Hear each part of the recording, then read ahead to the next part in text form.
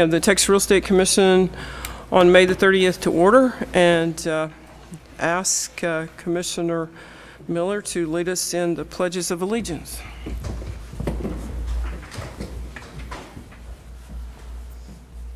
Allegiance to the flag of the United States of America and to the republic for which it stands, one nation under God, indivisible, with liberty and justice for all. Honor the Texas flag. I pledge allegiance to thee, Texas, one state under God, one and indivisible. Thank you. You may be seated.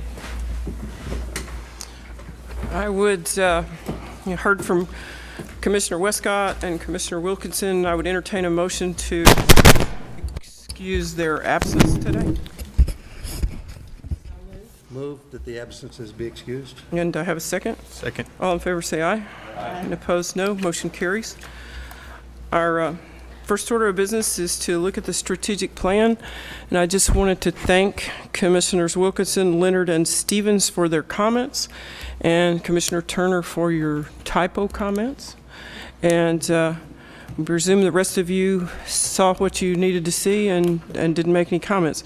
We're going to call on Mr. Olmixon to make a presentation. His presentation, I think, will probably take about a half an hour, in which he is going to go over in detail the entire change program and everything else, and perhaps we'll answer all of your questions. So if you could, if you got a question, if you jot it down on a piece of paper and be ready to ask that when time is done, that might expedite matters.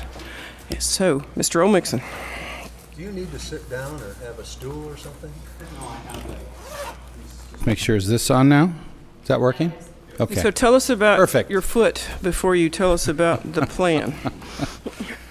So a week ago, I had foot surgery on my foot, and it went better than expected, or better than anticipated, I guess is the right way to say. So I was able to drive myself in this morning. I haven't had any painkiller drugs since last Friday, so anything that happened Thursday or Friday, I'm not responsible.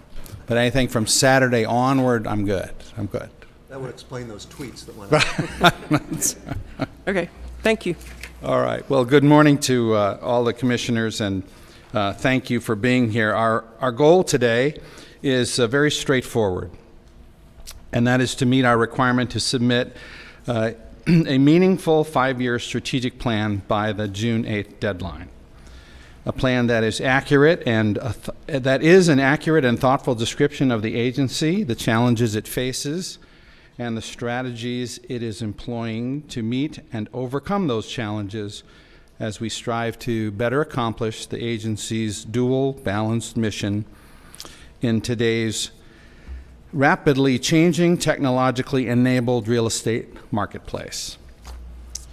So I want to say thank you to the commissioners for asking your staff to step back and take a fresh look at all of our data, to consider a deeper dive on some key issues, and to propose a more comprehensive and coherent way to communicate our findings.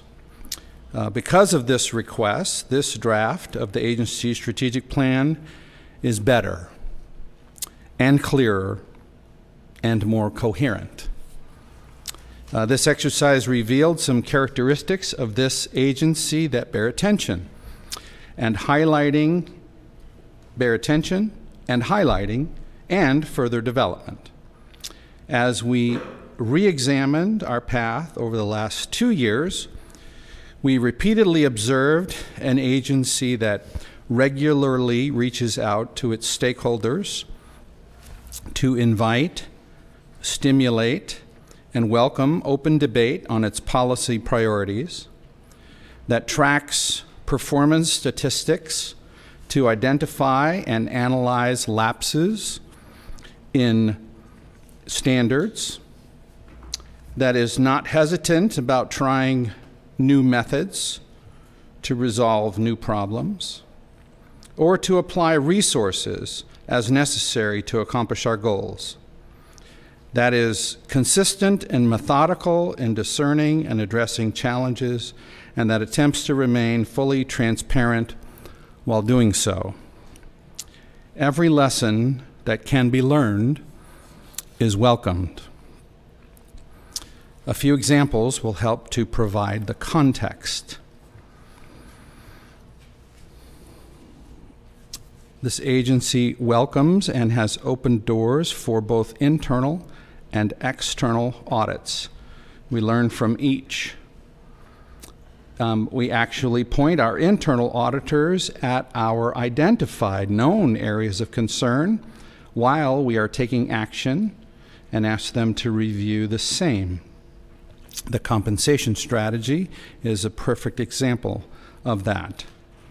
Externally, the EEOC audit found that while there were areas of best practice to be implemented, the agency is fully compliant and, in fact, adopted the best practice recommendation that was made by the EEOC audit.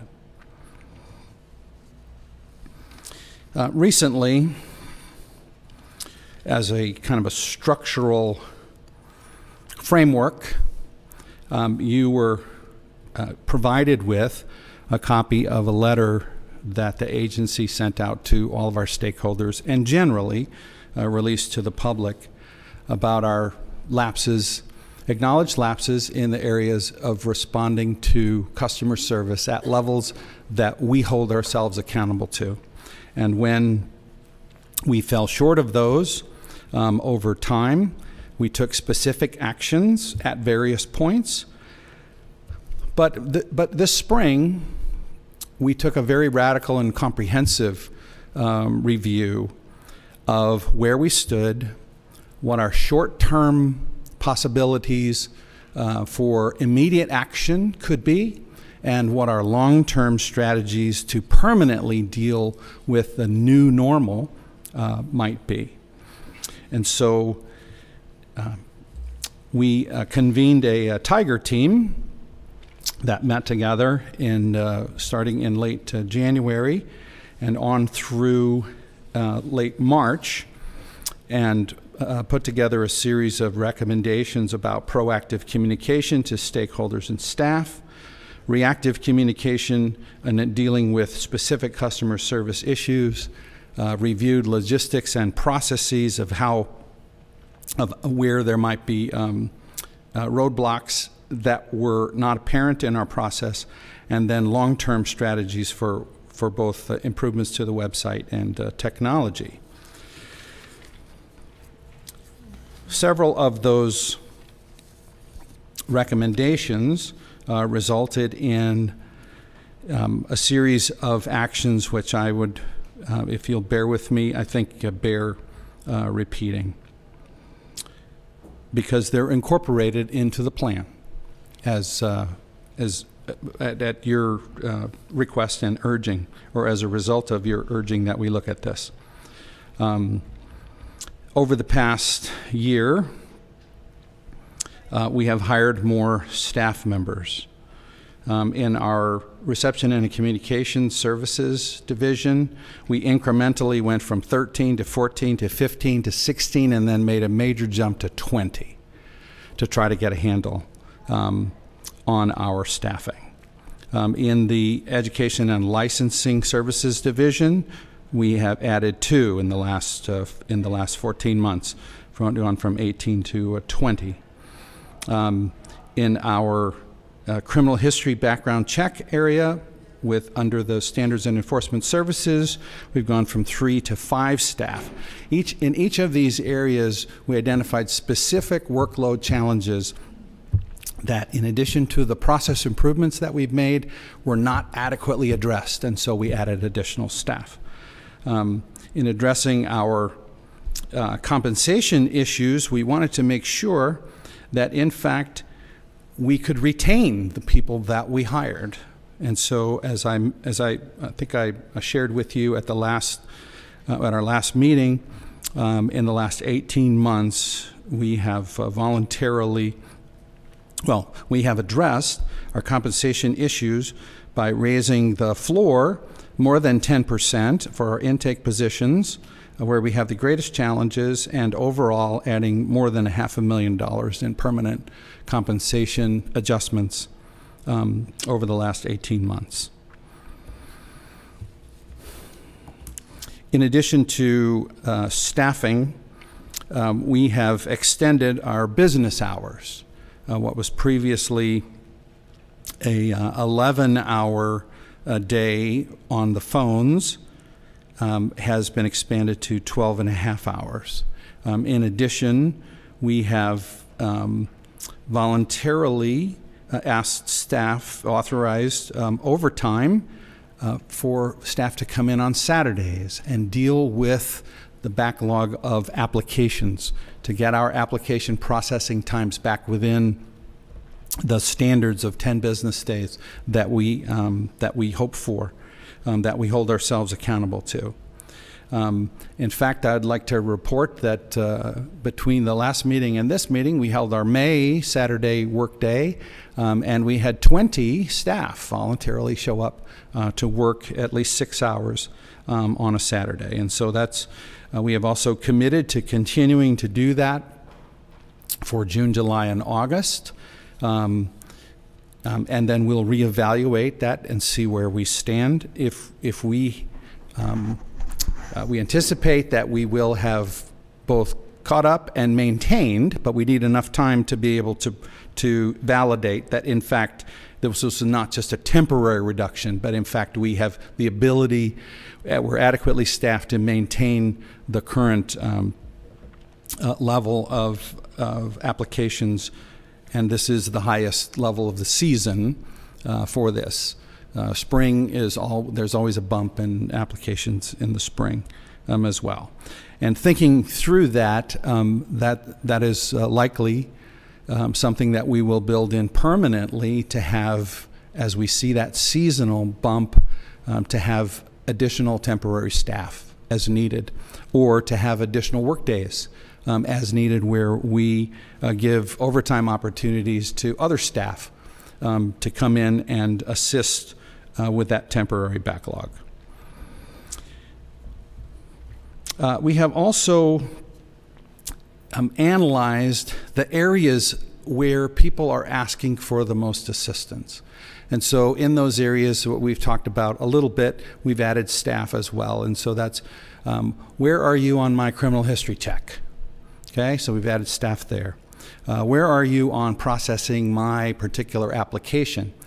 Well, two things that we've done in that arena. One is we've created a website page where anyone can go and check before they have to make a phone call. They can check and see, I filed an application as of April the 4th. And it says here today, I haven't heard from you. It is May the 25th. I haven't heard from you. I thought I would. And I look and see, in fact, that you are processing applications as of April the 18th. Well, then that's clearly a phone call, right? It's the website says you processing current applications received as of April the 18th, and I still haven't heard from you. And so I need to get to the bottom of that. But if in fact it were different, and I had filed on May the 4th, and it says we're processing applications as of April the 20th, then I would know it won't make a difference if I call, because they're not to the application receive date yet for processing. So that would be, that is helpful in cutting down the number of calls. I wanted to let you know that for those of you who were able to stay and see demonstrated after the last meeting, the names management tool, that in fact this agency continues to build automated tools that allow customers to do self-service. Rather than have to engage our staff, if the owner of the data has more invested in making sure that it is accurate and timely, and if we give them tools to be able to do that on a 24/7 basis, then they will take advantage of it. So I'll use this example since its inauguration on May the 15th. 1,215 visitors have come to the name management tool and have removed over 1,100 outdated names and added or created 1,450 new names, all without any intervention from staff, with a total of 11 error discrepancies, all of which are resolved prior to, so they're acknowledged, and then resolved prior to the time that the visit is completed. In other words, the tool actually tells you if you try to submit it where the error is, and then you can go back and fix it. And so to date, that has not involved any additional staff intervention. And so that's 1,215 calls that didn't have to be made. And that's 1,450 pieces of paper that didn't have to get processed. That's our goal overall, is to continue to take those high incidence occurrences and at the earliest opportunity to replace them with well thought out, well designed, well executed web tools. Recently, we had a request that I know all of you were copied on from a group of students. Actually, one lady who was a spokesman for a group of students in Midland, who was looking to accelerate her time from the very last day when she graduated her final class to getting her license, sitting for the exam and getting her license. And so through a whole series of back and forths over about a week or so, we were able to provide her assistance in finding a close by, convenient, available exam time and additional information that she could share with her classmates to help them do the same. As a part of that process, we're actually able to, based on something that we had done about 10 days before in addressing a different issue, also let her know that this summer, and so I want to let you know this, that there will be 67 additional testing locations opened for all, mostly at colleges and all at colleges and universities, proctored systems, so that it'll provide more opportunities for exam takers to find available seats on a shorter time frame with much more variety, necessarily, hopefully, closer to where they are. Talked about processing dates, improved website content. We talked about that a little bit. Customer service, training for staff. Let me say one more thing about improved website content. One of the things that, and I think we're just getting better at this, when we implemented the names management tool, the day that we implemented it, the next day, we did a Facebook town hall live training session. And we had 150 participants in that particular Facebook town hall training session, and they're archived on our website so that at any time anyone can go back and check that. That is all part of a new integrated communication strategy that is based on a website, an email tool that we purchased at the end of fiscal 16, beginning of fiscal 17, and have implemented, called Gov Delivery. And Christine Anderson, who's our public affairs specialist, has kind of taken the lead on ensuring what that really allows us to do is, instead of one-size-fits-all messaging, somewhere in here there's something that's probably of interest to you, please read the whole thing, down to this message is specifically for people in your category. Let's just send this message to you. And then repeat all that at the end, or accumulate all that at the end of a month and put it into a newsletter kind of as a review, just in case you missed this. and a broader audience. But we do targeted messages for targeted audiences. And we've gotten a lot of positive feedback on that as well. Customer service training. Customer service continues to be our greatest challenge because it is never static. It is always dynamic. In looking back over the past, let's see, sorry.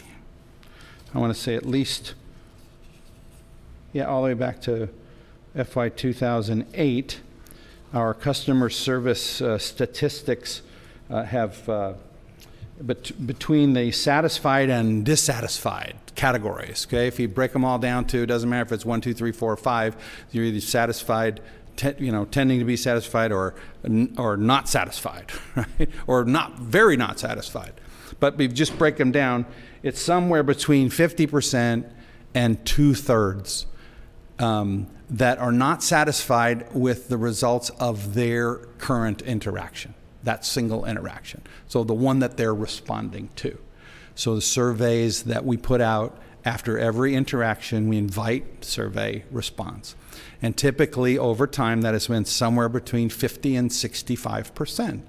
Not satisfied that we're getting, and as you might acknowledge, the ones who are most likely to respond to surveys typically tend to be the ones who are not satisfied.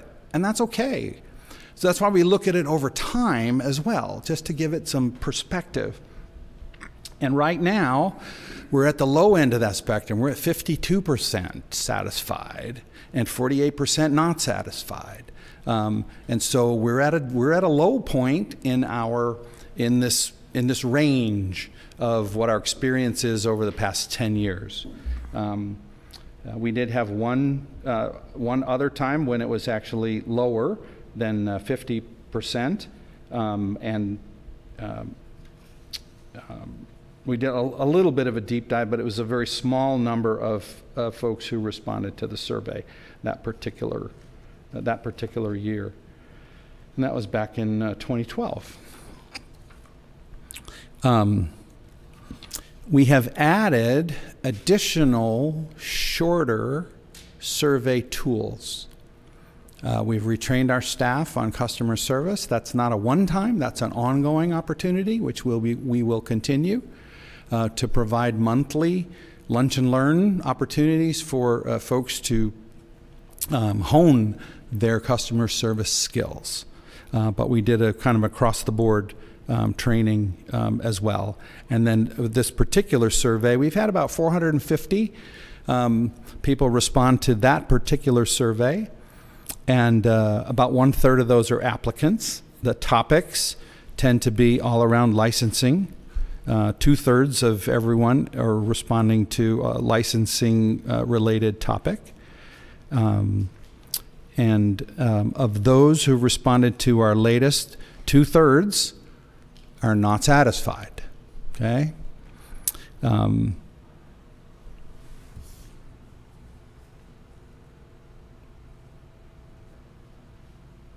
Okay.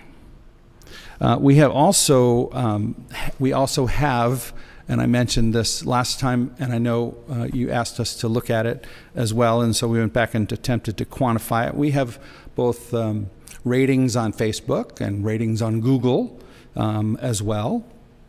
And so on Facebook, we have 33 people who have given us quantitative scores on a score of 1 to 10, and we're at 5.2. Which is precisely where our statistics are on our survey as well, 52% not satisfied, if you will. And then on Google, 90 ratings on a score of 1 to 5, and our average rating is 2.1. So slightly below 50%, closer to 44%. And so those quantitative things help us to check and see where we still need attention. Okay. I'm happy to tell you that we are, as of last week, fully staffed in our education and licensing services divisions and our resource and, reception and communication services divisions as well.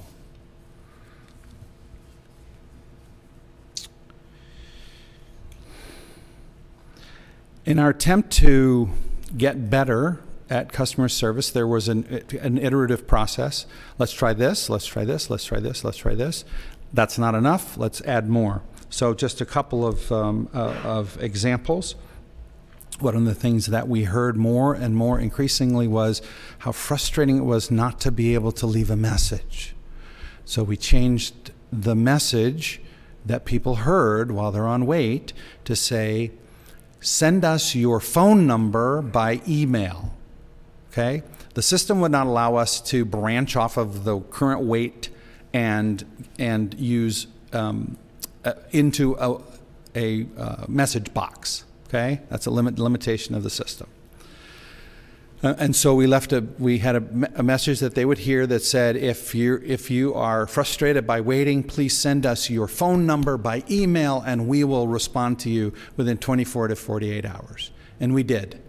And that quickly burgeoned as the message got out there. That grew and grew and grew, and we had a couple of folks who were spending a lot of time dealing with just those issues, and that was fine. We took it one step further because we still heard frustrations around that, and we actually purchased a separate phone line and then added a message on the call waiting that said, if you would like to leave a voicemail, please hang up, dial this number directly and leave a message and we'll respond to you within 24 to 48 hours. And so we had people that were obviously doing all three in an attempt to get through.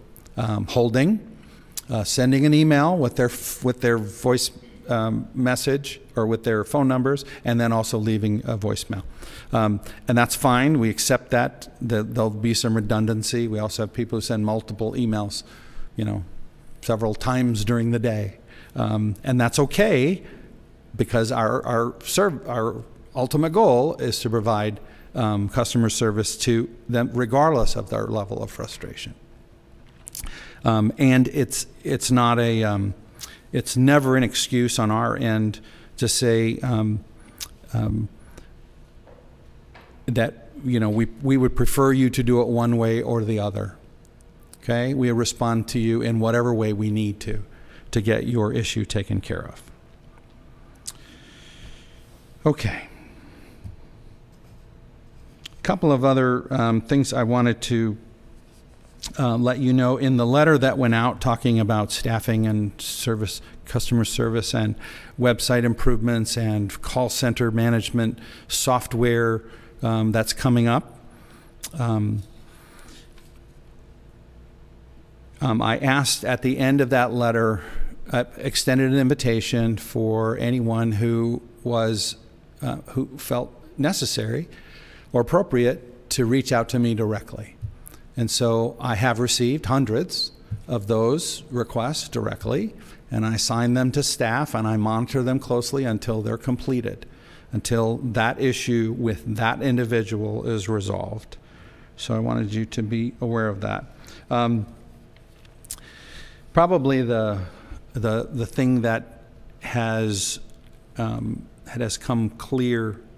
most clear to us as we've done a relook at this data is a reaffirmation that in fact we can expect this level of activity to be the new normal, okay? As opposed to with 180,000 plus license holders, it's just a different animal than 150,000. It just is.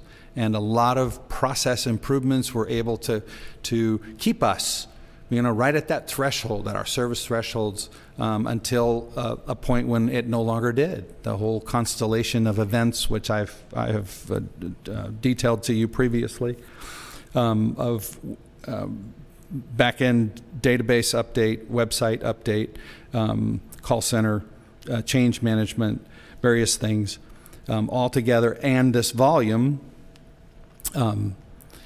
it has been reaffirmed to us that, in fact, we have to be resourced for this as kind of a standard going forward.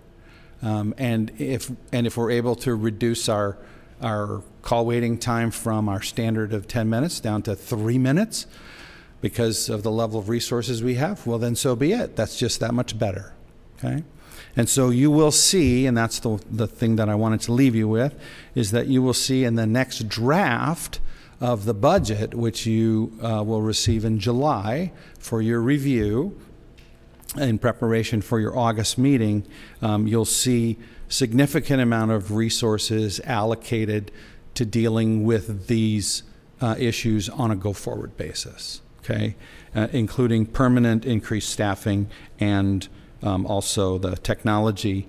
We are at, we believe, a crossroads with respect to the evaluation of call center management technology. We have spent the better part of, there was probably 3 months of exploratory accepting proposals from outside firms, another 3 months of in-depth analysis of the proposals and winnowing it down to the essential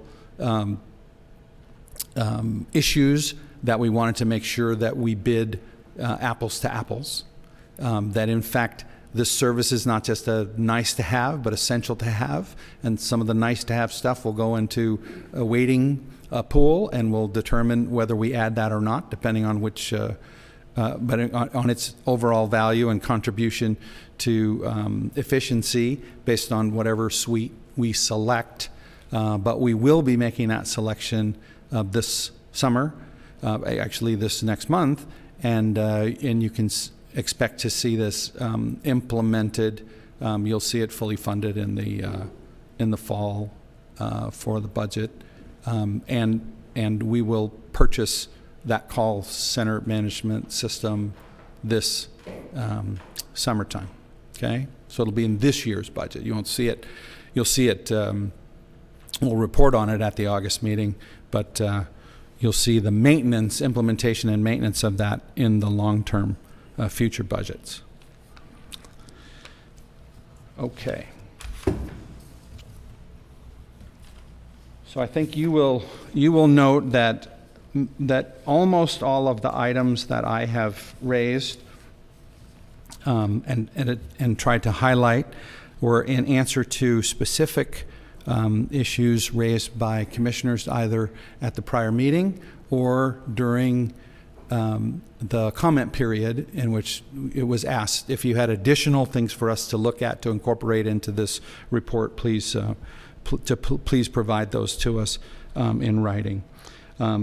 The bulk of the edits, of course, are found on page 12 to 14 of the report, and then Schedule F and Schedule G, the workforce plan and the customer service reports. We've added a lot of data to those.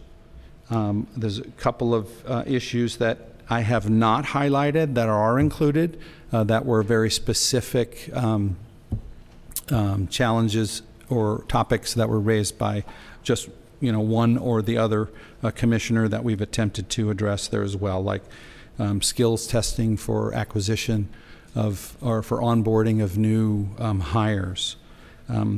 We do that. And in fact, it's directly as a, in response to a well-cited national statistic that about 50% of all brand new hires are either self-eliminate or are terminated within 2 years of the time that they're hired. So that means you need to do a much better job of bringing people in. Our statistics are lower than that, but bilingual skills is another area. We don't have specific, we recognize those people who are bilingual, and we use them as appropriate, but there are not they're not a whole series of jobs that require bilingual skills. And we haven't been losing anyone because of the increased demand for bilingual workers, and we'll make sure that we don't. Okay, so all of that said, I will, of course, answer any questions that you have, but I wanted to, again, thank you for the opportunity for making this request of us to go back and relook at all the data that we had available to us, the track record of how we analyze need, how we respond to challenges, how we treat outside folks and inside folks who look carefully at the work that we do, analyze and make recommendations. And all of that has been duly incorporated into this draft, which is in markup form, so you can clearly see where the changes have been made. And that is the presentation that I have for you, with the staff's gratitude for your request and for your attention to our results. I stand ready to answer any questions that you have. Thank you, Mr. Olmix, and we'd like to say thank you to all your staff for all that you did, and I agree with you. We have a better product than we had a few weeks ago to present to the governor's office. And before we really start asking questions, do you want to sit down and take them sitting down? Would that be better for you? No, I'm good. I'm just okay. I spend most of my time on my right leg. Okay, well, if at any time you feel the need to sit Get down. some water. Okay, get some water.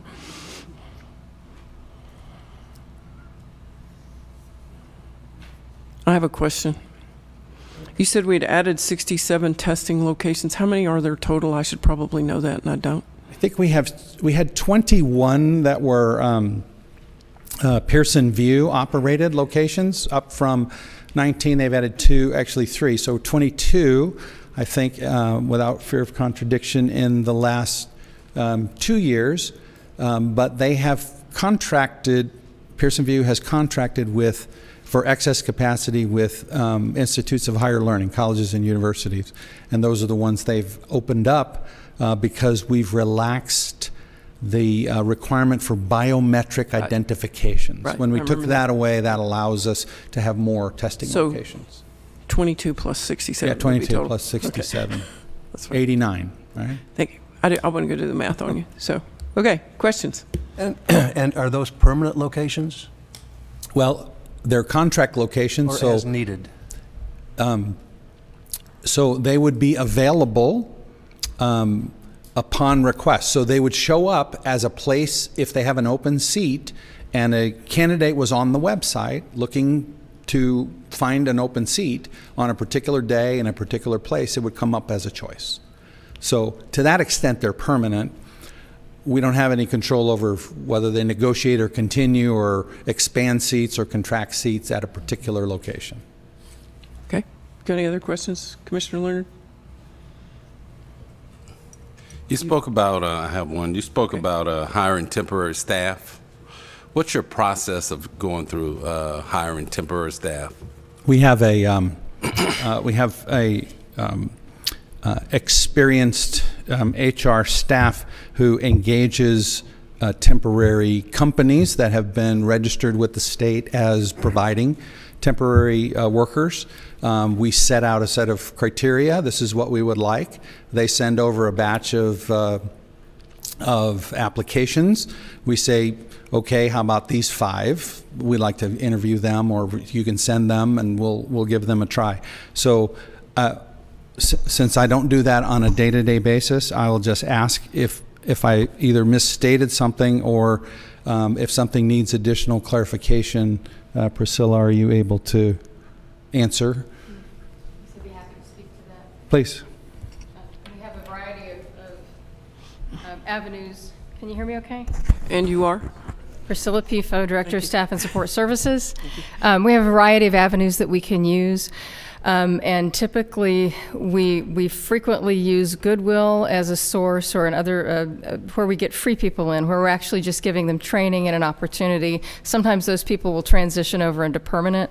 We also contract, where we contract with a service. They send us resumes, we check on those, we determine if they're good, we bring them in, and then we test drive them and see how it works. And if there is a permanent opportunity, we invite them to apply. And for what Mr. Oldmixon was talking about, frequently that is a way that we can make sure that we have got that's a permanent need before we do it, as well as giving an opportunity to see how people work. And we've done that quite frequently. Let me add to that. Could you use that as a tool? I mean, I'm looking at your African American and Hispanic for your administrative positions as being really, really low. Could you use that as a tool to bring people of color in to see if they can work in this system, but also give us the freedom that if it don't work out, can go back? Yes, that's an excellent question, and we have. Okay. That's one of the tools and one of the ways in which we have approached that. That's a good question. Okay, good stuff. Thank you. Ms. Pifo, could you- Were you done with your questions? Okay. This question may be better put to you as well. And do we have, or let me rephrase, what are our internal processes regarding staffing to survey or determine staffing needs? Are we regularly hearing from our division leaders? How do we do that? Yeah. Sure. So we, from the HR perspective of it, human resources, we stay in touch with the directors, but the directors determine the needs of the workforce within that. So they, for example, in enforcement, when they needed to have more staff, they brought them in. When the workload was lower, they didn't fill positions. When the workload got higher, they did an analysis again and brought in more people. So we try to be looking at that as a moving target for need. More ad hoc process, just as needs arise. Yes, it is. And but let me say that we use the workforce plan for gap analysis to look at. If you'll notice at the end of Schedule F on the gap analysis, there's a section where we talk about what the different needs that we have and skills are. And we actually use that when we're looking at our training program and the type of skill set that we need to bring in. And with our new person that we've hired recently in HR, we're revamping the way in which we look at not only hiring, but the processes that we're doing hiring and what our outcomes based that we're trying to accomplish. Does that answer your question? Yes, ma'am, it does. Okay, thank you. Got a corollary. Maybe this is a little bit granular, so I apologize. But I did notice it's on page 50 of the strategic plan. It's page 56 of our agenda today. There was a change.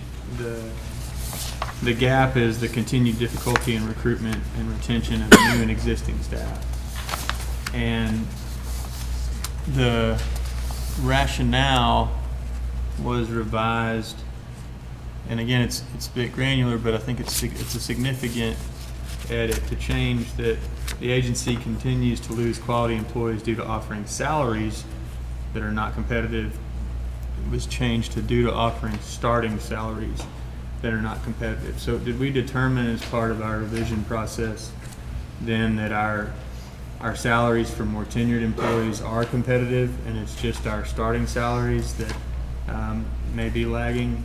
Or what was the impetus for that? So that's an excellent question. When we did our salary analysis of all the salaries across the agency and compared that to other state agencies of our size, other similar type agencies, and took a look at that, where we saw the gaps is where we went in and made adjustments, but it's particularly in the entry-level positions, and those are typically the lowest paid. So that has continued to be a challenge, but one of the things that Mr. Oldmixon mentioned was in the survey of employee engagement, by hearing from staff that that's a concern, and by analyzing the turnover, we've made the determination to incrementally raise the salaries. It's an ongoing process, though, and in our new compensation philosophy we've put forth, has that we will do it every year. We'll go back and review it again, take a look at it, make sure that it's where it needs to be.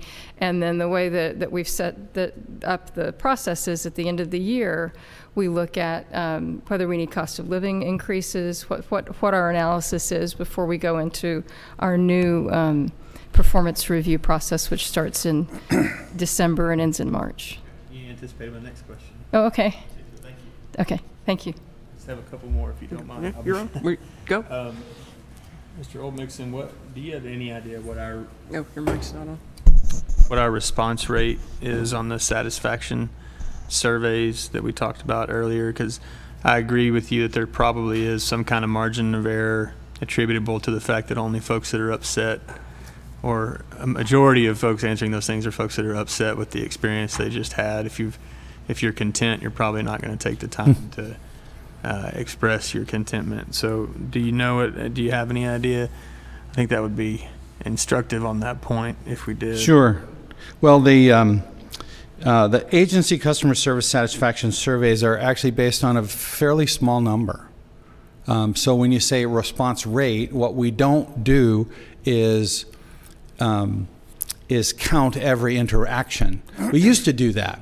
In other words, we used to say prior to 2011, and I think this was partly driven by the metrics that LBB required of us as an LAR agency. But it's like, so how many customers do you serve? Well, we have 156,000 license holders, so we serve all of them, right? Within a 2-year period, they will at least do one thing, renew their license. So did we provide service or not? So that we used to count them all. We just throw that number up there and say, well, there's a defensible number. We serve them all. And then we got a little bit, we sharpened our pencils basically and said, so how many people took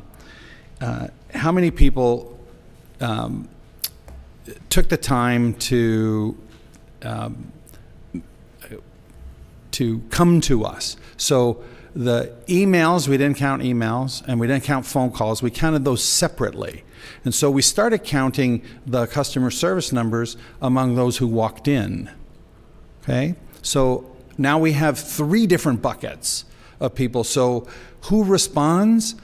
A very, very, very small number of all of the, because we have on average, well, in 2012 we had 8,200 walk-ins. In 2013, 7,200, and by 2017 we only had 3,200 walk-ins.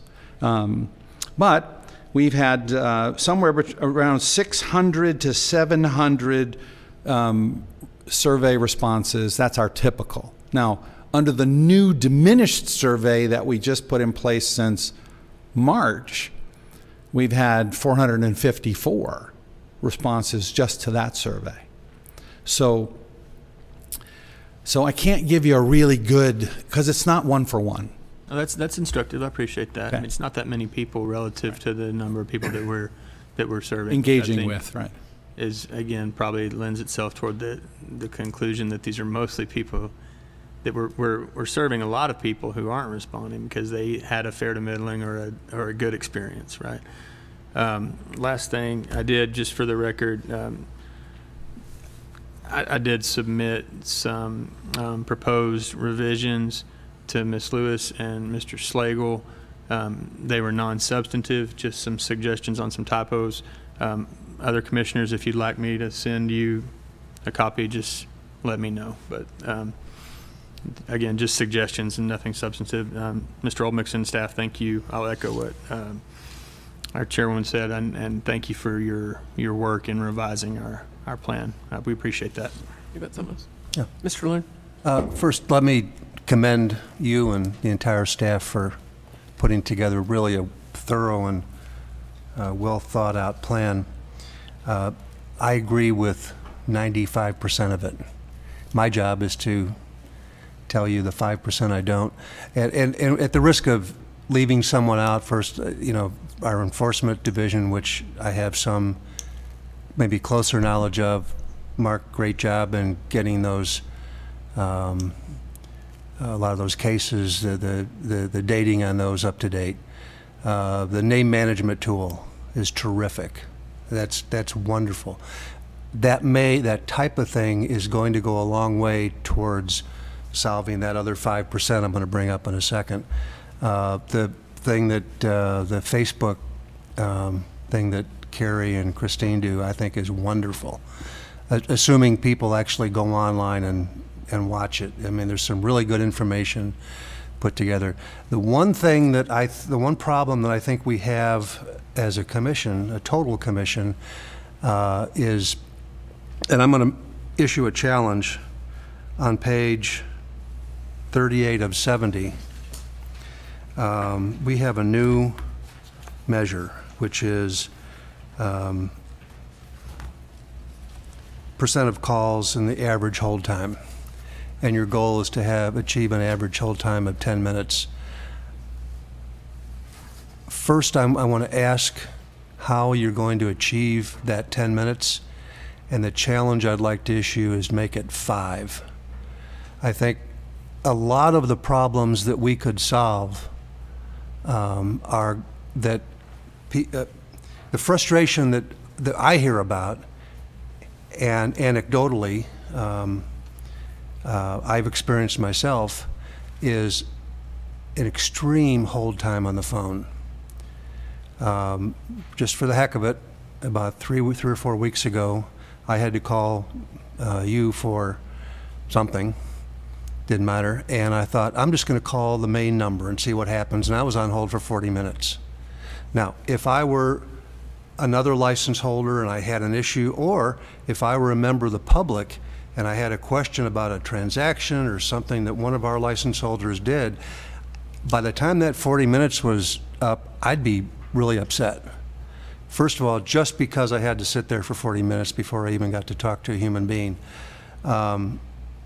So I'd like that hold time to be less than 10 minutes. I realize your goal says less than 10. I want it to be less than 5. And that might require moving some resources, maybe somewhere else. You know, we can, I'm not sure, I'm glad we increased the time that we're available by an hour and a half, but I'm not sure those times are the times. What time do we open for phone calls? 6:30 now? Right. Yeah, I'm not sure how many people. At 6:30 I'm still asleep. So I'm not sure how many people are going to call at 6:30. I would rather have another body or 2 or 3 or whatever it takes answering the phones at noon than bring people in at 6:30. Also on that page, all emails, your target is to answer an email within 2 business days. In my business, if it took me 2 days to answer an email, I've now lost a client. In your business, in our business, in 2 days' time, that person is now, after 10 minutes, they're irritated. After a day, they're telling their friends about it. After 2 days, and some of it's optics. You know, I think I would just like to see those hold times, those wait times come down really dramatically, and we do whatever it takes. I'm done. Okay. Thank you, Commissioner Leonard. I think it would go to solve a whole raft of other problems. Agreed. Agreed. And we have those are additional tools in the toolkit. And as I assured the commissioners at the last meeting, the resources are not the issue. Resources are not the issue. In other words, it's not well, we don't have space for new people. We don't have, you know, whatever. We can hire more people as needed. The next step to try to attempt to do this is to actually do it better, not necessarily just more. And that is, as the call management system will change to a place where when you call, it routes the call to a group, an appropriately trained group, okay, to deal with the issue that so that you want assistance with. So right now the model, and this is not a, this is, as I said, an iterative process. With bringing in brand new people, one of the challenges that I gave to RCS was, how do you make them productive immediately? I get somebody in here, and on day 2, there's something they can do. Day 1, they get trained on how to do something, and day 2, they can actually do it. Well, then how do you get them engaged to actually do that? Well, you have to qualify, oh, the person that they need to assist needs this particular service. So even though they're brand new, they can actually do it. Now, if the person asks, oh, and while I have you, is there something else I need done? Well, then I have to transfer them to somebody else, right? So, so a call tree system in the call management system will help that with that. And in fact, they have already accepted that challenge, and brand new folks off the street after a day or 2 of training are actually doing productive work, whereas previously it was anywhere from 3 to 8 weeks before they'd be fully trained, where they would kind of release them on the phone and say, okay, you just take all the calls as they come in, just whatever's the next call. We feel comfortable that you can, you can triage it and provide some assistance or escalate it appropriately. So we're changing that model. And the call management system software will help us do that on an automated basis as well. So, but I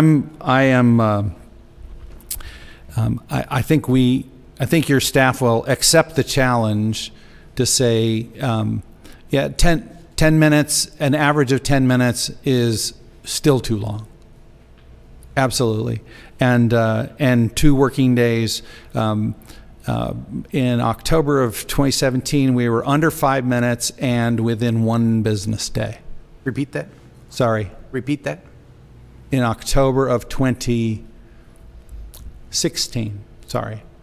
In October of 2016, because we track these weekly statistics.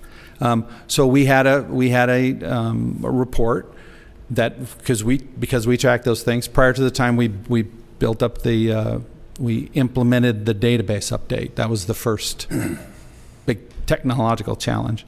We had weeks that we were under 5 minutes and responding to emails within 1 business day.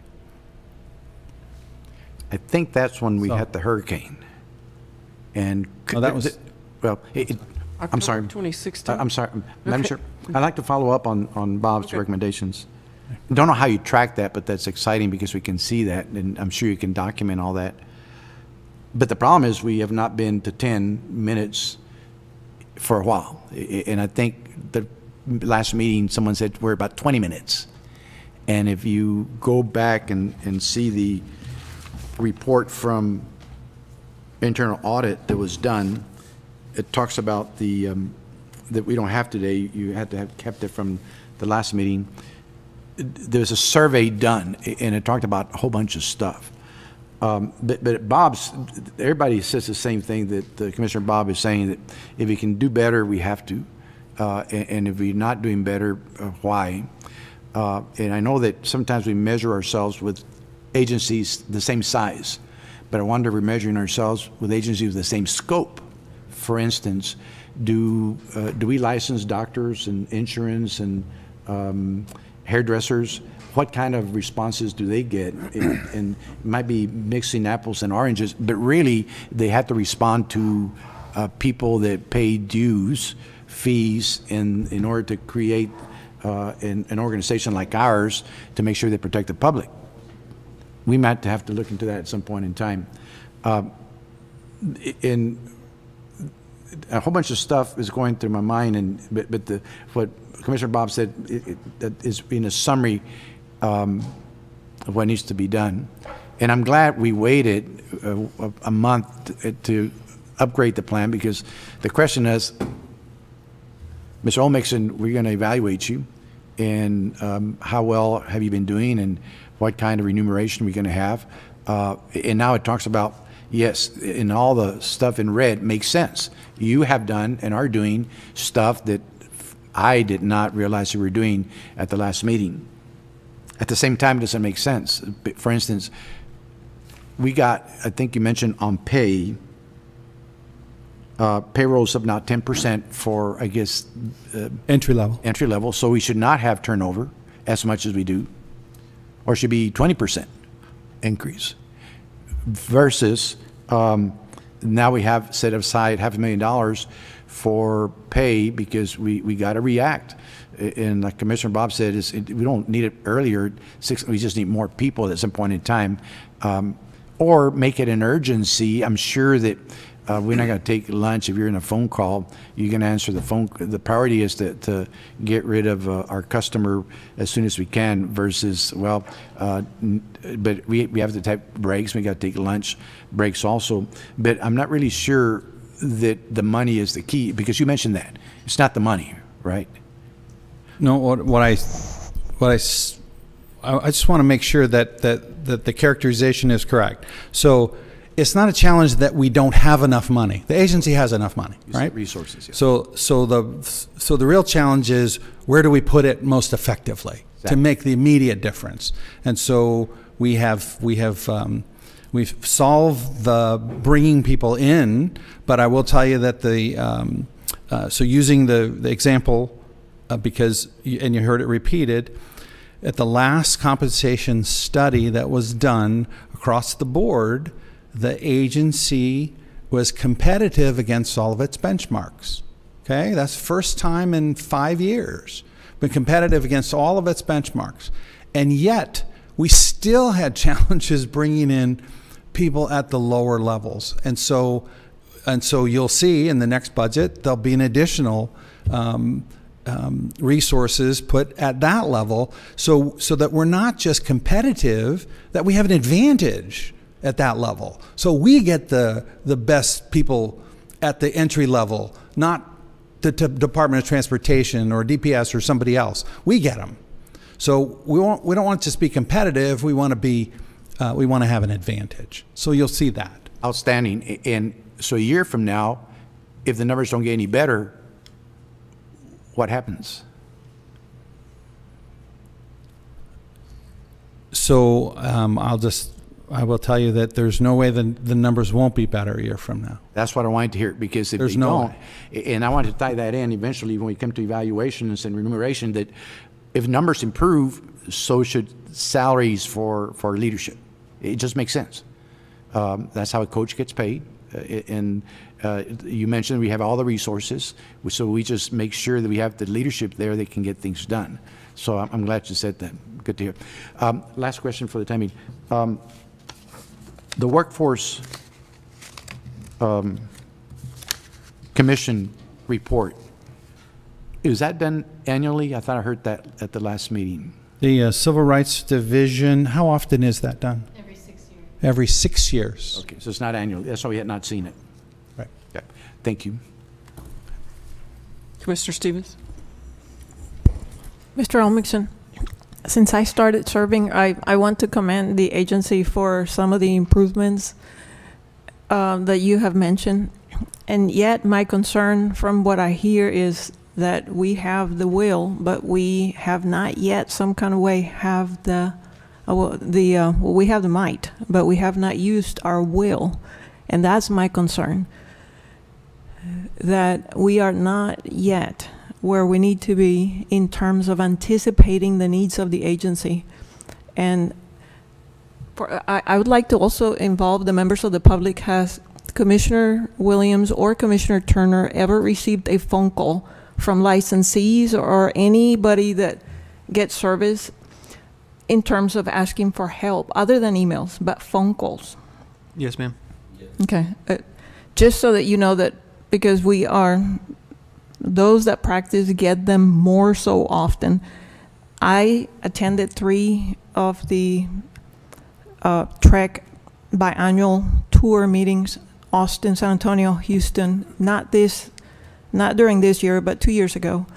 And that was one of the requests. And it's been 2 years. New commissioners have come on board, and we're still there. And I think that the only reason that we're bringing this up now is because we have the cries of the people have gotten louder, and now we're listening to them more. But I'm not listening to anything that says, I am going to do this. By golly, I am going to put myself on the line and I'm going to do whatever it takes. I mean, we're asking, and we have been there. And like Bob Leonard mentioned, in our business, and you have worked in our business, efforts do not count, only results.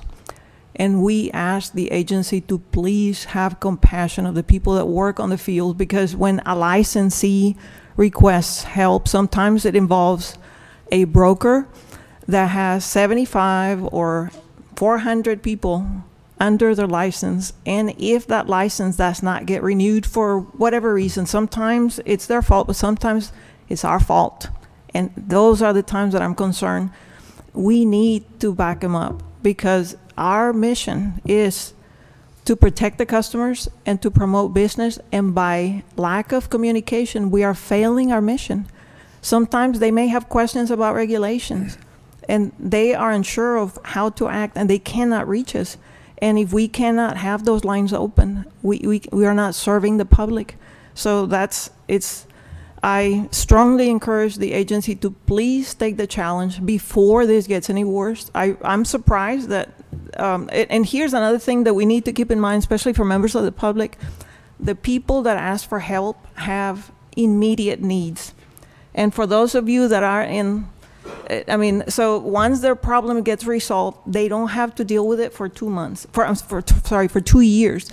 And they only hope that by the time they have to renew, everything has already changed. And that's why we don't hear any more problems. I really wish that when I went to meetings or when I received phone calls from people that are, I don't know, and I think that's part of why I serve, because I need to speak for them, is that we actually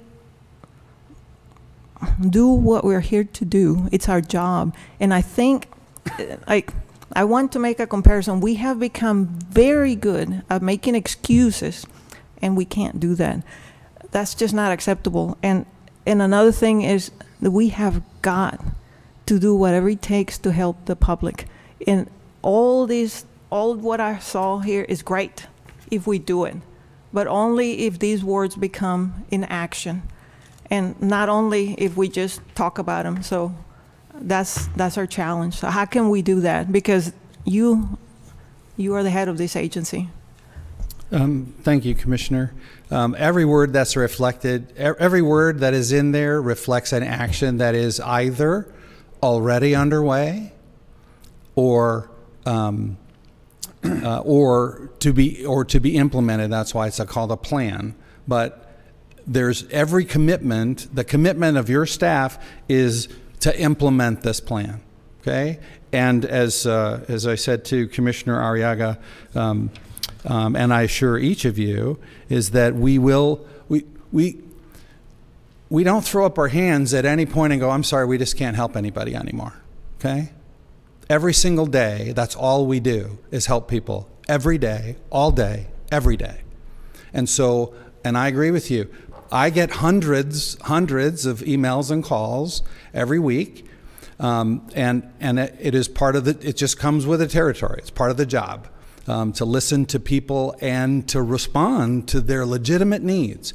And I would always encourage you, and as I know many of you do, is when you get that call or that someone reaches out to you, if you send it to me, we will ensure that in fact they are responded to as rapidly as possible, and especially when it comes. And I don't want to overplay this, but if it comes from a commissioner, we tend to give it immediate attention, because we want you to be able to respond to the person who sent it to you and say, I got a hold of the right person, and I want them, and they're going to take care of it for you. Okay. That is not it's not an invitation to say, well, let's just get around the system. It's just a matter of, by the time someone reaches out to you, they're desperate, typically, right? And so we need to feel that too. We want to know that. And so my commitment is to you is that every single word that's in here there's an action either already underway or behind it that it is planned to be implemented. Madam Commissioner. And I will be held accountable for that. Turner, then Williams. Mr. Oldmixon, I think one of the things you talked about trying to implement in the future is what sounded like a phone tree system that could route callers from our central number to whatever particular division or department would be able to best assist them with the issues they're dealing with.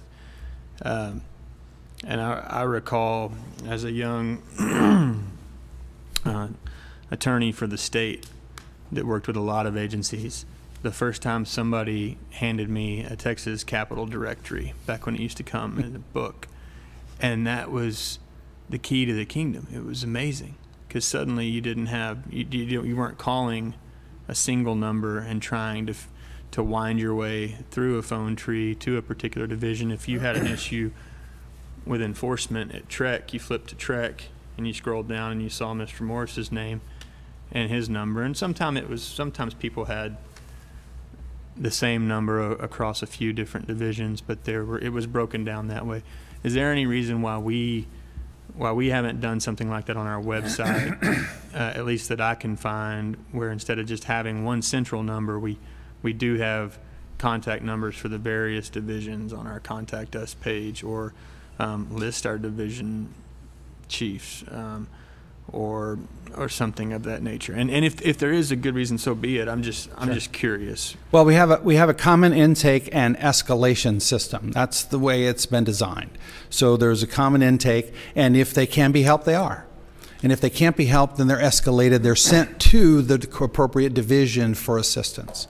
And so rather than and it happens, it's not a, it's just a description. It's really not an excuse. Okay, it's just a description that, and I get phone calls sometimes because someone, you know, they call the 3000 number and then they figure, well, it's a trunk system. I can't get through, so let me try 3001, 3002, 3003, 3004 until they get a person. They finally get a person who's, you know, an appraiser investigator, right? And so they listen to their call, and it's like, no, you're in the wrong place. Well, send me to the right person. Well, if you use the common intakes, I know, but it's frustrating. I get it. It's designed to be common intake and a rapid escalation. If they can be assisted, and 80% of them are, but if not, they're appropriately escalated to the right division. Having them self-elect to say, at the next stage. So typically, if it's escalated, and the response comes from that division, then if once they know there's a person who helped them, okay, and this is just human nature, right? We all do this. If I know there's a helpful person and they helped me once before, guess what? That number went in my phone, right? And that's the person I'm going to call going forward. So there are ways around the system. We're hoping that in fact the technology will allow us to do two very critical things. One is to identify the issue and get it to the right pool of people that's qualified. So if it's just resetting their password or whatever, there's 18 people who can do that, okay? 20 people who can do that, as opposed to if they have a problem with their response to a home warranty question, there's an ombudsman, okay, and it'll just get them to that one person. You don't need to go through the whole tree. Well, if that's what your call is, that we have a person and that's their job, and so we'll get you there. Exactly right. You don't have to wait for 40 minutes. So those kinds of things, it's a bit modified, if you will, but we're looking for incremental ways to make it all more effective. I have a question. Commissioner Williams. I told you before this meeting, and I'm gonna tell you now openly, your strategic plan looks great. But I remember my mother used to always tell me and my brother we had to clean up our room. And it was a bunch of piles of just stuff. And we could never really get it completed until we had to take one pile at a time. So what's your strategic plan and time frame for getting all these piles completed? And it seemed to me with the strategic plan and your action plan, you have to have some deadlines on getting the most important things in place first, so you can complete that pile and then go to the next. I still hadn't seen it, and at this point, I still hadn't heard it. So if you can help me out with that. So, so number one is we're continuing to train our new folks to expand the capacity of our 20-member now call system, our RCS system. We have on the ELS system, or the Education and Licensing Processing, we have we spent, and I think I said this, we had 20 people came in on a Saturday to deal with those issues. And we will continue to do that until that is either under control or, I mean, obviously, if we're still doing that in July and we're not making progress, well, that's clearly insufficient. Clearly insufficient. And so we will adjust and say, well, maybe we need to hire 4 more people in that division, too. So it is not and we won't, for each one of these, they're not open-ended, but there's sufficient time to determine whether or not the step that has been agreed to take next is having any impact at all.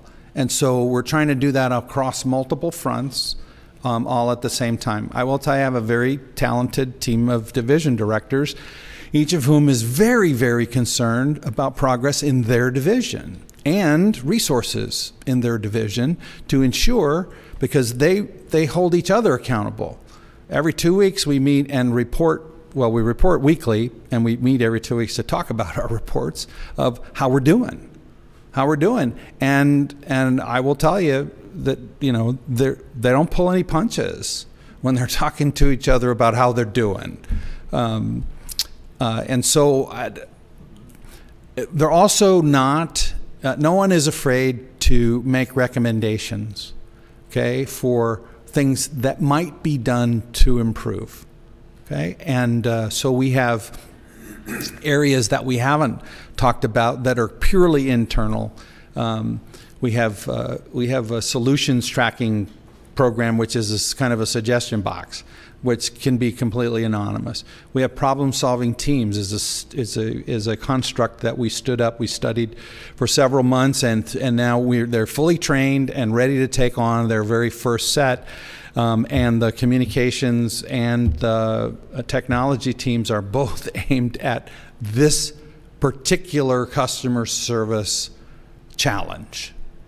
Okay, and we had on each of those teams, there's either 7 or 8 people, so 22 people have volunteered to take some additional time out of their schedule and do a deep dive from a broader perspective on particular challenges. So one thing that I did say, and I just want to make sure that it came through loud and clear, is that we will complete our evaluation of the call center management software in June and make a decision about acquisition and implementation. And you'll see the acquisition funds spent in this fiscal year and the implementation funds included in the budget for September and going forward. If that implementation can be done faster, most of our vendors have given us a 60-day essentially window. So if we make that decision, then go through the acquisition process and then implement July and August, we should be live by September. So I'm happy to address any more specifics that you want. Well, I know that I'm not speaking for just myself here. We know that there are several areas of improvement that the agency needs to have in place. But I will tell you that I would like to see, with your action plan, the orders of importance and deadlines of when these things are going to be completed. And we know that they're not all going to be completed in the next 3 months, so we know this. So if we can see those things, I think it'd be great. I will happily provide a timeline. One of the things I failed to tell you is is we actually have both for the division director committee and for the senior team meeting, we have action plan tracking matrices, reports that we use that do all that. So when did we start? What's the next milestone? All those kinds of things. And then, so integrating these projects into the big picture projects into that stepping stone approach. I'll happily share the broader picture with all of the commissioners. If you could just give me I'd be happy to do that by the end of the month, if that's okay. And I will say, if you need my help in any area, don't hesitate to ask. Thank you. Thank you, Commissioner. Madam Chair. Yes, Commissioner Stevens. Mr. Elmixson, when the 20-some employees came on a Saturday, you mentioned they were not paid. They volunteered their time? No, they were paid. Overtime. Oh, good. I was just wanting to make sure. Paid overtime. Good. They voluntarily came and were Good. paid overtime. That's what I wanted to know. And we Thank you. bought them- I just want to make sure that they are breakfast and compensated. lunch too. Thank you. Thank you very much. That's what I was hoping to hear. Thank you. Anyone else? Do you have something? Yes. I wanted to compliment you from the beginning, back when we were sent the material the first time, that it was so thorough. I was so impressed that you have the staff that can do the research, and that you were reacting and planning. I loved it. The question that just kept coming, and I started to interrupt this morning almost to say, I just want to know who you consider your stakeholders. Who are the stakeholders? For this agency, so the number one stakeholders are the license holders, okay? But the clients of the license holders are the most important part of our mission statement. But there is that balance. There's that balance, as Ms. Stevens reminds us, and appropriately so, that we have both consumer protection, but not at such a level that it puts a damper on the maintenance and the development of a robust marketplace, right? So the stakeholders are the most immediate, our license holders are the most immediate stakeholders, but we always take into account their clients' interests in all that we do. And that's more of a policy, big picture policy stuff, but the mechanics and logistics are almost always around servicing the license holders. One other group that's also a stakeholder that I saw, and it's evidenced in some of the research that was done, were the employees. Yeah. And I wondered if you do exit interviews. We do. And if they are leaving, we kept talking about money today, but do they leave because it's overwork? And I saw one evidence of that, I think, in the reports, and I thought, they're tired of the entry-level people. They're tired of being badgered by mad people that have been on hold for so long. So it comes down to what comes first, chickens or eggs.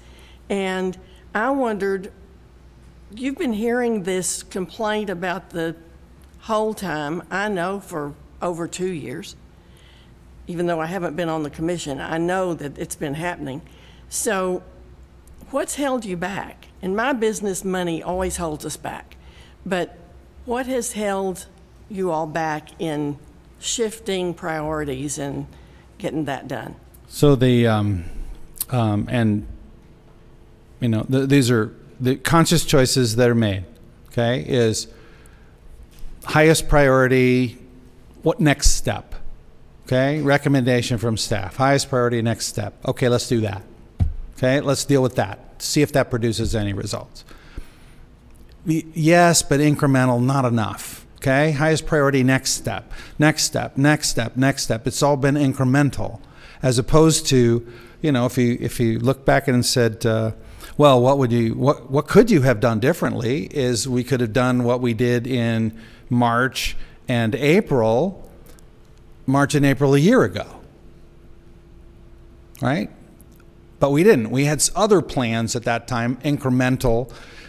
So yes, a little better, yes, but not a fix, not a permanent fix.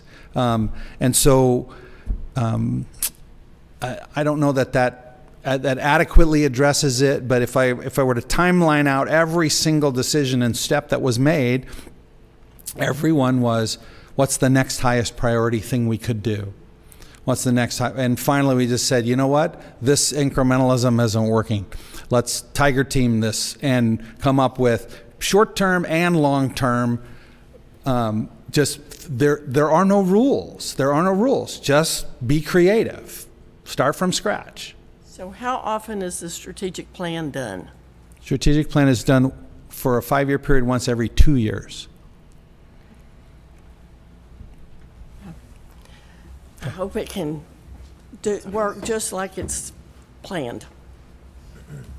Me too. But I'll make sure that it does. That's my job, to make sure that it's implemented.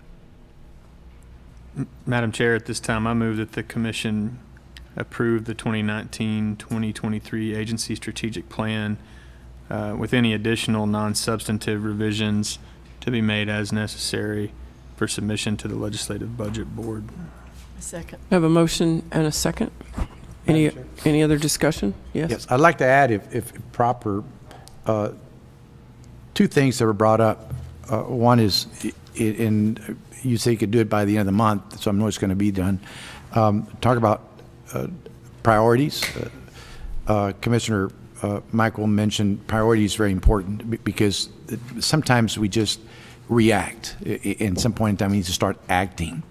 And I know that, what year were you hired, Mr. Olmixon? I started September 1st, 2009. 2009. Done a great job. But for the last several years, I've noticed that we've had a lot of more concerns or complaints in customer service to add priorities and deadlines.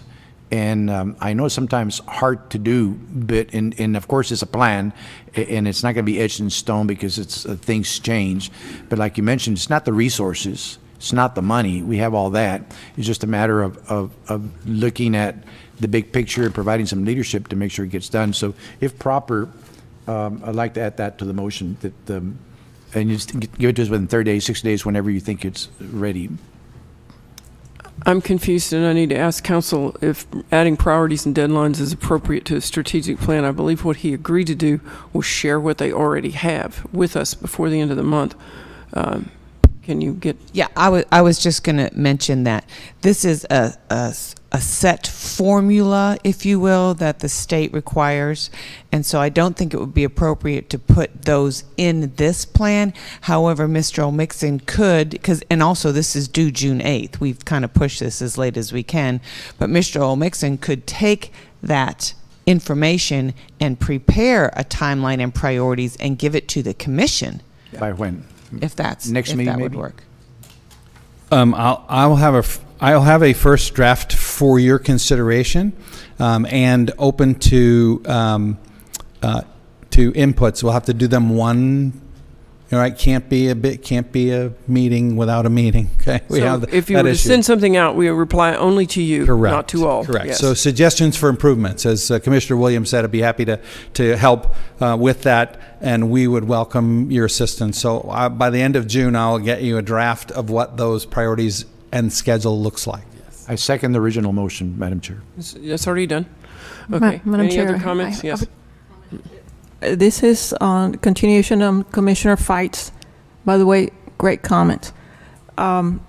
This is on Mr. Olmixon's comment on when you were asked, how do you set up priorities? And you were talking about staff, and the occupations code tells us as commissioners, and just to remind this commission that the results, all the good and all the bad and all the ugly, we stand behind, because everything has been voted by us and everything has been approved. But I would like to remind this commission, and Madam Chair, if you need help, please let us know. But I really think that we need to take control that if we look at the organizational chart, which is on this report, the commissioners come before the executive director, and I think that your job is to execute the direction that the commissioners provide. And I don't know that we have been doing it. Ever since I have served, we have not. I have never been asked to participate in anything, and yet we vote. Vice Chair Arriaga, you served for a full year. Have you been asked to participate? I would like to know where a lot of the things come from, and so that I can learn, because I've never done anything other than vote. And for the longest time, we were given about 3 days to read the material. Now we're given a week, and I'm grateful for that. I think that we really need to get serious on this. And if help is needed, please let us know.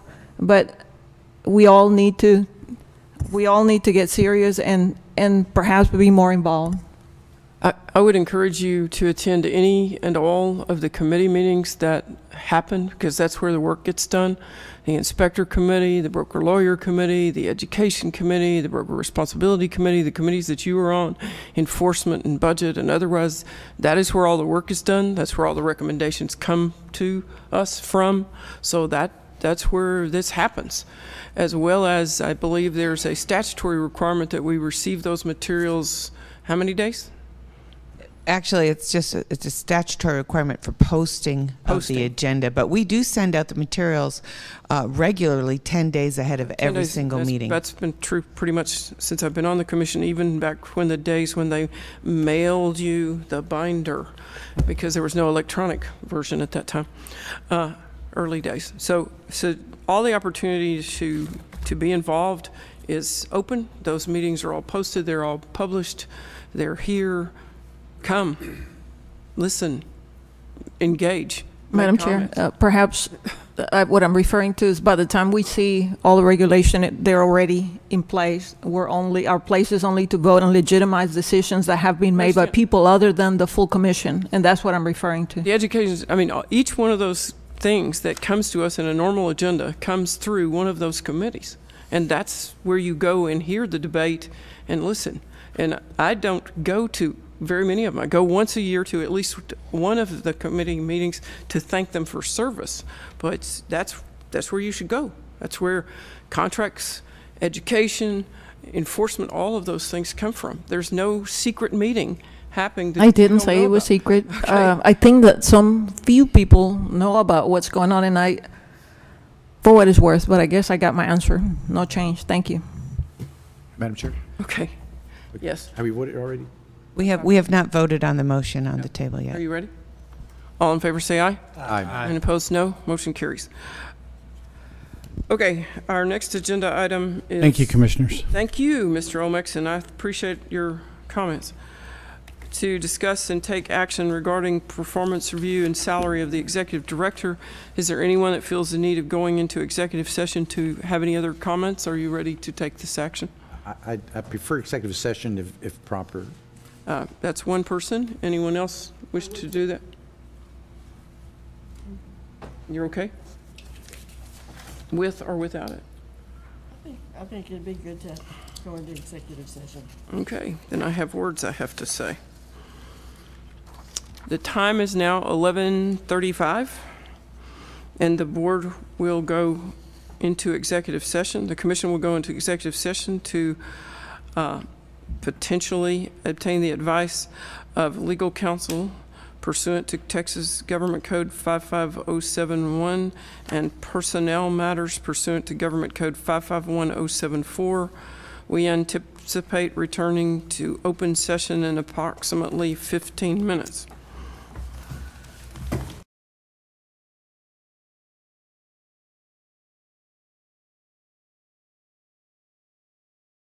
We're missing somebody? So I should hang on? Missing Ray. Talk slower? Mr. Stevens made a quick stop somewhere? May have gone to the restroom or something. So I can't call the meeting back to order until 12:05. We have a quorum. So I can fill out the papers. So just hang on while I fill out the documents.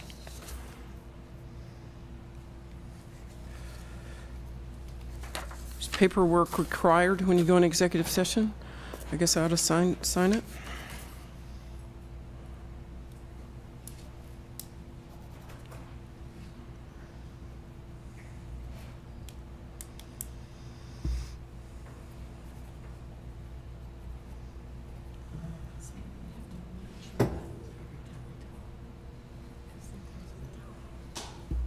Do you want these papers?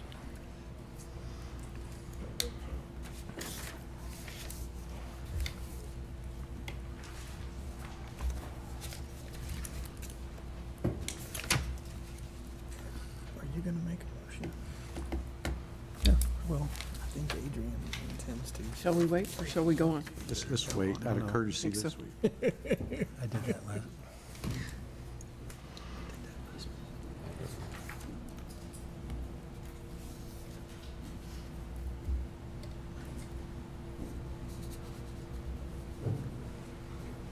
Okay, we thank the audience for their patience while we had an executive meeting. And I would open the floor for anyone to make a recommendation or a motion. Madam Chair, moved that this commission authorize a 5% increase in salary for the executive director effective at the beginning of the coming fiscal year. Second. I have a motion and a second. Is there discussion? Madam Chair, Yes, sir? can we change the percent, or is that, the motion's already made? We I can think it would be a amendment if you wanted to change something like that. I move that we amend the motion to say that a cost of living increase of no more than 4%.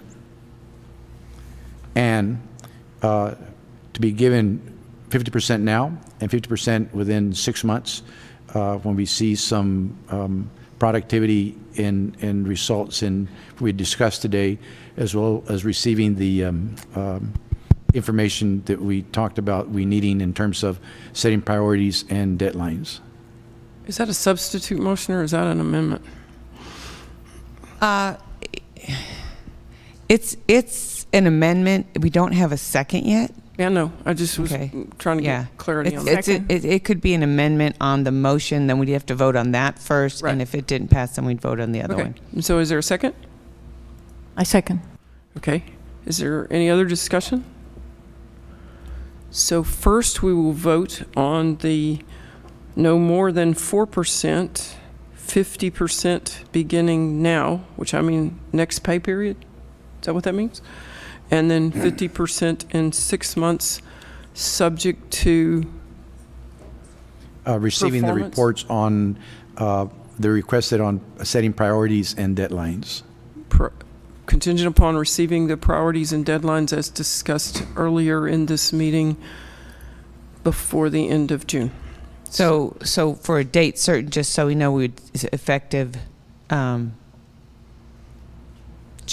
1st or June 1st? July 1st? What's now? When is our next meeting? August? August. August. So effective August. Yes, ma'am. So effective August 1st? Okay, Okay. August 1st. And then, So that would be paid in September. okay, so that's the first thing we're going to vote on then. Okay, I'm sorry, we're so confused. Okay, 50%, which I guess August would be 1st, a 2% increase. which would be a 2% increase, August August 1st, 1st. and then 2% 6 months later? No. Effective immediately, the 2%. Okay, so that would be effective June 1st, Okay, June 1st, all right.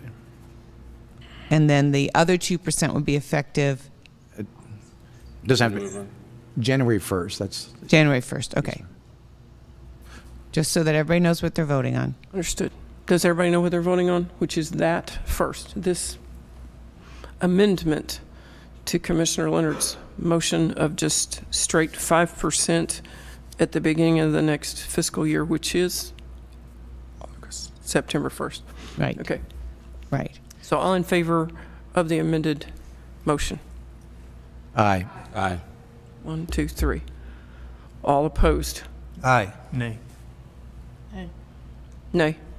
Okay. Was that, Commissioner Leonard, that was a nay to the opposed? I mean, that was a nay. You said aye, but you meant nay. Right. Okay, just Okay. verifying, So it's 3 to for the record, for the record. Okay. So Okay. that motion fails. That motion So now fails. your other motion Now, is still on the table. The motion on the table is the 5% increase at the beginning of the fiscal year, September the 1st. Correct. Madam Chair, I'd like to amend that to say to be given 50% now and 50% on January 1st. Okay, We need a second. okay. June the 1st, January the 1st, 2.5, 2.5. Everybody understand that? Now what we're going to vote on is 2.5, June the 1st, 2.5%, January the 1st. Everybody got that? Yes. Okay. All in favor of the amended motion, say aye. Aye. Aye. Did you say aye? I did. Okay. And opposed, nay? Nay. Nay. Nay. So that's, it will, the ayes have it, which is a 2.5% June the 1st, 2.5% January the 1st. Is that correct? Yes. Okay. Are there any, Now you got Other- to call for the question. we already voted. Or did we? I thought it was an amendment. Well, it amendment that changed the percentage. It changed how it was paid. Okay. So I guess there's still that other motion on there, but you know, since you voted on We the voted on a amendment, 5% increase. right, the 5% increase, changed and the the change beginning was date. the payment of it. So the change was not an amendment. But to me, it doesn't matter as long as Think Yeah. of it we know what the substitute results would be. motion. That's what it was. Right. We'll, Okay. we'll Thank call you. it a substitute motion. I That mean, we can works. vote again if we want to, but I think we're going to get the same result. Yeah. Okay. Okay. Are there any possible items to be added to the future agenda of this commission? Yes, Madam Chair. Okay. We talked about it briefly last time. It's not on the agenda, so it was improper. Since we have a new commission since we first began, and the dynamics has changed, is on building the new Texas Real Estate Commission building. I think we need to go back and study the reason why we're building a new building, advantages, disadvantages of leasing versus owning, and also now because apparently the Facilities Commission said that the way we had initially proposed it has changed. We're going to have to incorporate additional agencies, and we need to figure out how we're going to delegate costs and supervisions. So it's proper, I think, that we go back and study the whole thing and revisit and make sure we're going in the right direction. So you would like for the Facilities Committee to meet between now and the August meeting and make a report? And because that's correct, so we can all be on the same page. Okay. I think that's the way to handle it. Any other? Entertain a motion to adjourn. So moved. Second. All in favor? Aye. Aye. We're done. 12:15.